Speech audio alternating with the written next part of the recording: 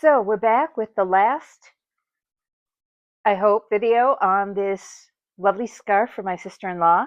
This is the hashtag scarf from a free pattern by the Woolery. And I want to show you the reference photo that comes with the pattern because I want to talk a little bit about scale. So on their pattern, they had 5 sets of hashtags going across the scarf. And the pattern draft, the weaving draft, only had 4. And the difference, I think, lies in scale. So they used, and this is hard to show because it's not a terribly high res photo because it's on the internet. They used a repeat of 4 and 4 threads in their sample project, whereas my project uses 6. The pattern draft uses 6. And that is important for a couple of reasons. So mostly it's important because it changes the scale of this highly graphic element of these little hashtags. But the good news is, I mean, it's still lovely either way. And I hope and pray that my sister-in-law is going to love this scarf as much as I've enjoyed making it for her. But it gives you the power as a weaver to change things, to realize how easy it is to change things.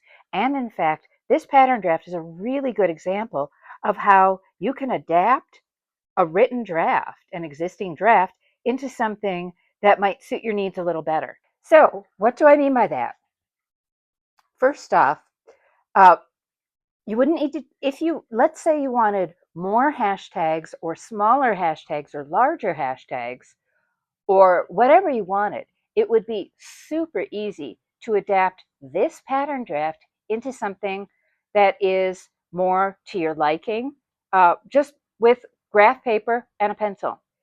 So in this pattern draft, you can see very easily, and I'm going to use my pencil to point here because my fingers are too big, that it starts with a series of 5, 6, 5, 6, 5, 6 threading, and that is just the plain weave. In fact, you can tell very easily just by scooching down and looking at the drawdown. Not all published weaving drafts include a drawdown because honestly, they're a little hard to make, and with certain weave structures, they don't actually clearly show what's happening in the fabric until the fabric is off the loom. But in this example, they did, and it's really helpful. So you've got a set of, it is 10 repeats of this 5, 6, 5, 6 pattern. And so you would just draw that out on your graph paper going across. And then this part is where things start to get interesting, because this part is where you start to see the floats. So 1, 2, 1, 2, 1, 2 always forms a vertical patch followed by a horizontal patch. And in fact, it's backwards on my weaving. I might have actually warped my loom backwards, but this is what you'll see on the other side, on the underside of my scarf when I take it off the loom. So you just need to draw, and you can vary. So here you can see that there are 6 threads in the repeat, which corresponds to what we see in my woven scarf, and I'll show you that in a second. And then there's 6 more threads that are 3, 4, 3, 4, 3, 4, and that changes the direction of the hashtag so that you get this lovely hashtaggy effect. So let's say you wanted to do more, and then you're back to a series of, it's a total of 6 repeats of 5, 6, 5, 6, 5, 6. So let me clarify that. Let me go back over that. Okay, so the weaving starts with 10 repeats of 5, 6, 5, 6 just to start off the fabric. And you can have more, you can have less, you can do whatever you want with that beginning. And it ends the same way so that the weaving is balanced.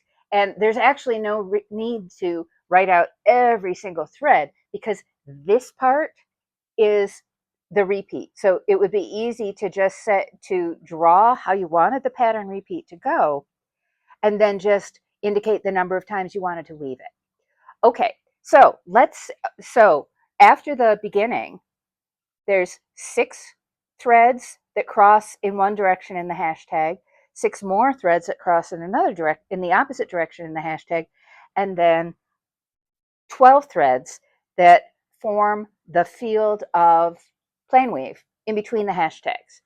So if you wanted to make bigger hashtags, you would just expand the number of threads you used in this part and then an equal number of threads in this part, unless you wanted to do something that didn't look like a hashtag anymore. Similarly, the pattern draft I think that they wove their sample off of, instead of having 6 threads, had 4. So it would have been 1, 2, 1, 2, 3, 4, 3, 4, and then it went back to the plain weave. If you wanted to make huge hashtags, or if you wanted to have, let's say, hashtag and then a big block of plain weave in between them, you would just space things out however you wanted. And like I said, it's super, super easy to draw that. Then, here's the cool part. You would use the exact same tie-up. There's no reason whatsoever to change the tie-up. And then you would just draw in your treadling, which, as it turns out, is almost trompe as writ. And that is a really funny phrase, and I'm going to actually write it out for you because these are not words we speak normally in English, but they are very useful words for weavers. And I think I might have mentioned this when I looked at the Davison pattern draft book, weaving draft book. Trompe as writ is just a shorthand way of saying whatever you do in the threading, treadle that exact same way. So this project is almost trompe as writ. What's different is where you threaded 5, 6, 5, 6, you actually treadle 1, 2, 1, 2. And again, you can see that really easily just by looking at the tie-up. You can see treadle 1 is 2, 4, 6, and treadle 2 is 1, 3, 5. And that corresponds to the 5, 6, 5, 6 threading pattern.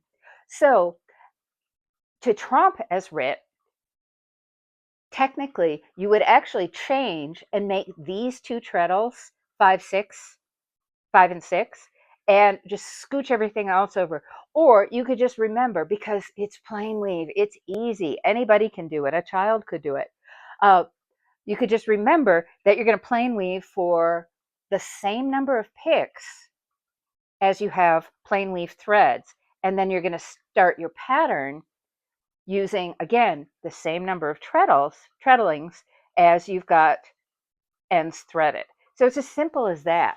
And I do love this pattern very much, and I might want on, and part of the reason it ends up looking so big on this example is that I'm using a worsted weight yarn instead of a fingering weight yarn, and it's 6 threads instead of 4.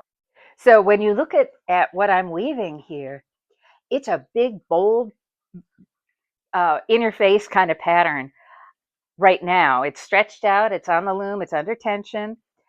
When it comes off the loom and it's been wet finished, things will shrink up a little bit, and that's going to be great. But it's really big and bold.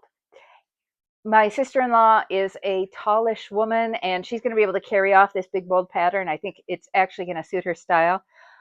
I am a much shorter woman. I would probably choose to do a slightly smaller scale, because when you can only fit 2 hashtags across your body, it looks pretty funny. So it would be simple enough to do. So I'm going to weave a tiny little bit. You can see, I'm going to zoom back in, and everything looks washed out. It's not nearly, because I've got super strong lights going on, it's not nearly this gray in the actual yarn. That what I'm seeing under my lights is very different from what the camera is showing. This pattern is weaving up super fast. It took maybe an hour and a half to weave the first 2 feet of it for a 7 foot, 8 foot scarf. And I expect that I'm going to be able to finish today. This was my winning yarn because the weft yarn, let me grab the skein. The weft yarn is really, really similar to my warp. So this is my hand spun yarn, and this is a little gobbet of the weft yarn. And they are almost identical in value, which, as we saw from my sampling, was really, really important so that you could still see the warp yarn clearly. You could see its color, its texture, etc. And then this weft yarn, and this is good old Cascade 220. This is not superwash. I was very grateful that my local yarn shop had the not superwash version as well as the superwash version, and they had it in the color that I wanted. This is a lightly heathered. There's no difference in the texture. It's and the two together look so close that now finally the texture pattern in this lovely weaving can show forth, which is, I'm reasonably certain, what my sister-in-law is going to prefer. She is a textury kind of person, not a mix a whole bunch of wild colors kind of person, as near as I can tell. So these were my winning yarns, and I bought two skeins of Cascade 220, which is 440 yards, and I'm just going to continue to weave now until I run out of warp or run out of weft yarn, and then I will wet finish. So neither of these yarns are superwash yarns, which makes me very happy because they will fluff out and they will shrink a little bit in wet finishing. So I'm going to do my usual method of taking the scarf off the loom when it's done, twisting all the fringe, and because my hand spun is the warp yarn, all of its unevenness is going to show up in that twisted fringe, which I don't love, but it'll give it some character. There you go. In my brain, twisted fringe with an extremely regular, consistent yarn is preferable to one with yarn that has variations in it, but them's the breaks. So I'll twist the fringe, not the ends in the fringe, but not trim everything. Then I will soak the scarf for 20 minutes in cool water, roll it up in a towel for half an hour or an hour, and then put the towel and the scarf in the dryer and check it religiously every 5 minutes until it has achieved the final look that I want. Then I'll be able to trim the ends of the twisted fringe, and this scarf will be done. And like I said, I am planning. This is going to be a big weaving day for me, and I'm really looking forward to it.